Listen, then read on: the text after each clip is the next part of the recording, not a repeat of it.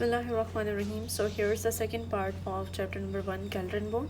सो जो अभी हमने क्लिनिकल ओरिएंटेशन देखी थी तो उसमें ये था कि इसमें क्लिनिकल इंपॉर्टेंस क्या है थेरेपिस्ट के लिए। तो मैनुअल थेरेपिस्ट को लाजमी समझना चाहिए कि इस जिस जगह पे वो काम कर रहा है फेसर जॉइंट ओरिएंटेशन क्या है, ताकि वहाँ पे वो सेफ़ मोबिलाइजेशन टेक्निक्स को अप्लाई कर सके, डायरेक्ट करे अपनी जो मूवमेंट्स हैं परी तो वो करेक्ट डायरेक्शन में लगे और किसी भी स्पाइनल इंजरी को वो अवॉइड करे। तो ये OMT के लिए बहुत ज़्यादा असेंशियल है। सो ये जो MCQs हैं ये मैं आपके प्रैक्टिस के लिए छोड़ रही हूँ।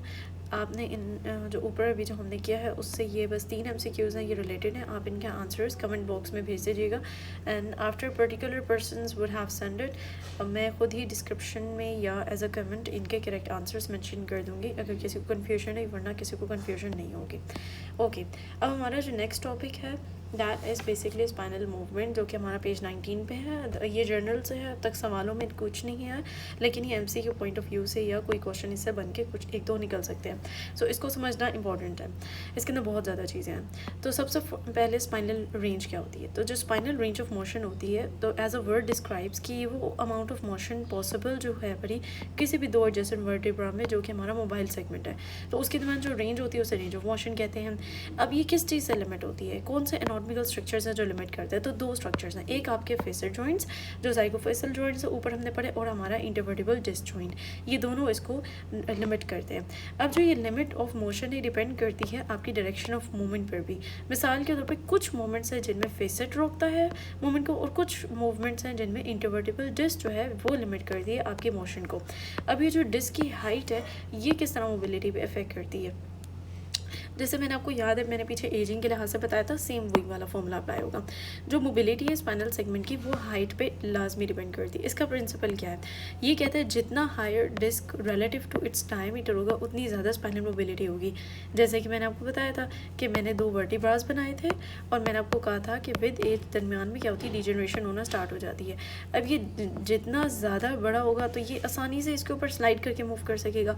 कंपैरेटिवली अगर मैं इन दोनों को करीब कर देती हूँ और मैंने ये डिजनरेशन कर दिया है और ये करीब आ गए, अब इसके दरमियान जो मूवमेंट्स है वो कंपैरेटिवली लिमिट हो गई हैं कंपैरेटिवली इस वाले जब उसका हाइट ज़्यादा थी।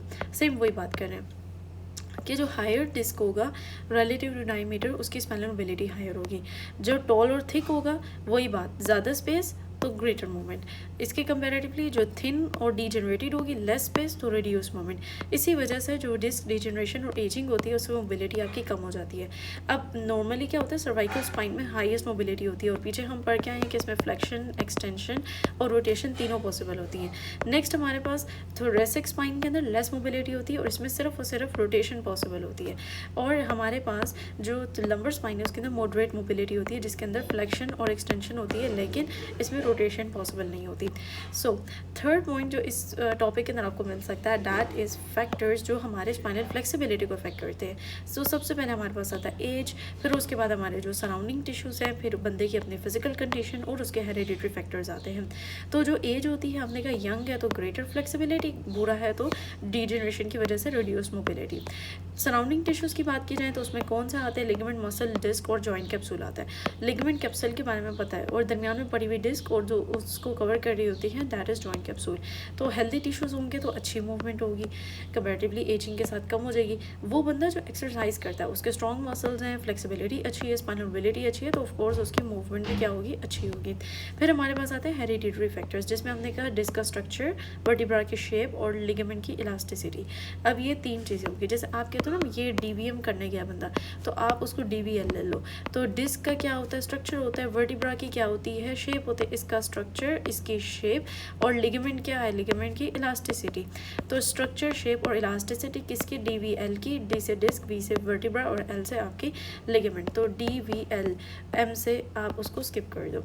इसी को मैंने दोबारा यहाँ पे लिखा हुआ है, मैंने इसको टेबल फॉर्म में कर दिया, ठीक है, जिसमें हमने कह देंगे यार जनाब इसमें 5 फैक्टर्स हैं जो कि हमारी इसको अफेक्ट करते हैं। अगर क्वेश्चन फॉर्म में आता भी है तो अपने अच्छा सा करके लिखना है। आप वही एज बताओगे यंगर और उसको करोगे और कहोगे यार डिक्रीज़ करता है एज के साथ। टिश्यू की हेल्थ बताओगे, हेल्दी डिस्क होगा, लिगामेंट होगा, मूवमेंट अच्छी होगी। थर्ड पे आप उसकी फिजिकल कंडीशन के फ्लेक्सिबिलिटी स्ट्रेंथ वगैरह अच्छी है। जेनेटिक्स पे भी डाल दो, जब आप कुछ लोगों की वैसे ही अच्छी फ्लेक्सिबिलिटी होती है।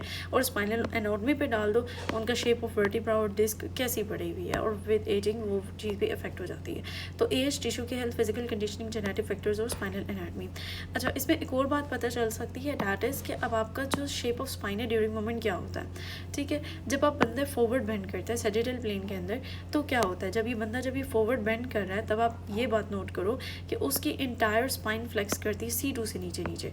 तो जो उसके हेड से नीचे नीचे जो C2 तक का रीजन होता है, उससे बाकी सब कुछ जो है परा वो क्या कर रहा है, फ्लेक्स कर रहा है, और वो एक कर्व बना देता है विद फ्लैटन एंड्स। चेंजेस आपको क्या नज़र आ रही हैं। अब इसमें हम स्पाइनल चेंजेस की बात करते हैं। थोरेसिक स्पाइन के अंदर, सर्वाइकल स्पाइन के अंदर, लंबर के अंदर। थोरेसिक के अंदर क्या आ रहा है, थोरेसिक पूरी काइफोटिक बन जाती है, सर्वाइकल जो होती है और लंबर के लॉर्डोसिस दोनों फ्लैटन हो जाते हैं। अब ये देखो, ये न्यूट्रल है, न्यूट्रल के अंदर आपका ये पता है कि यार ये कर्व और ये कर्व होता है। इन दोनों कर्व को लॉर्डोटिक कहते हैं, इसको काइफोटिक कहते हैं। अब ये जो हमने बात की, इनका लॉर्डोसिस क्या होगा, फ्लैटन हो जाएगा। जब ये बंदा यहाँ से, ये वाला बंदा इस पोजीशन में जाएगा, बेंड करेगा, तो इसका जो ये वाला कर्व था ये ख़त्म होके ऑलमोस्ट फ्लैट हो जाएगा। ठीक है, तो इसमें हम देखें कि ये जो कर्व यहाँ पे ये बन रहा था, ये अब जाके ये फ्लैट हो गया। इसी तरह ये कर्व जो यहाँ पे बन रहा था, ये अब जाके फ्लैट हो गया कंपैरेटिवली। लेकिन एक और इम्पोर्टेंट बात जो हमें पता चली, इसका काइफोसिस पहले ऐसा था, अब उसका काइफोसिस और प्रोमिनेंट हो गया हमारे पास। तो ये तीनों चीज़ें, काइफोसिस बढ़ जाएगा, इनके लॉर्डोसिस फ्लैटन हो जाएंगे। समझ आ गई।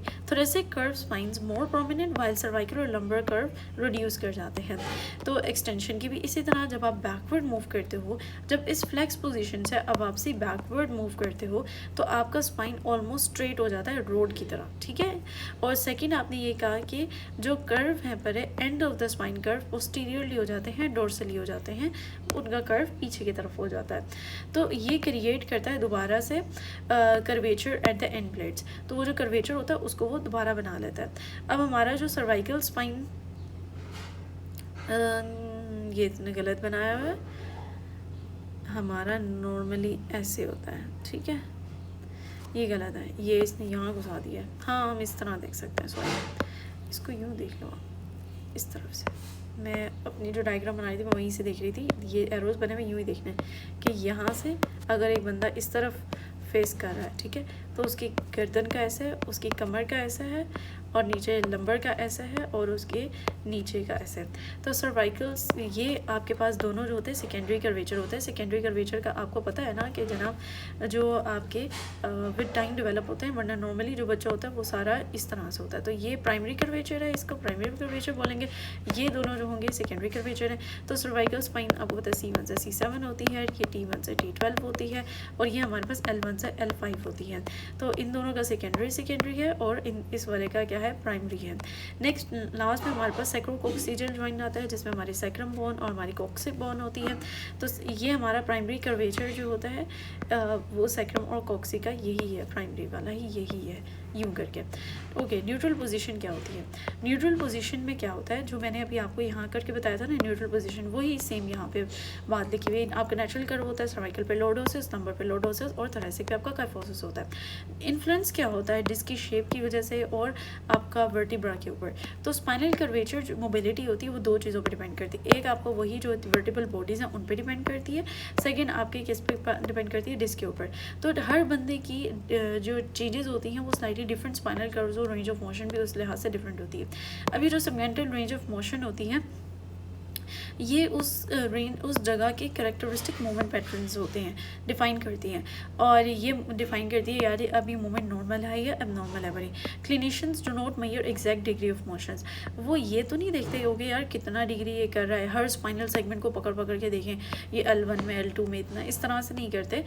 ये क्लिनिकली इम्प्रैक्टिकल होता है और बड़ा कॉम्प्लेक्स हो जाता है ये।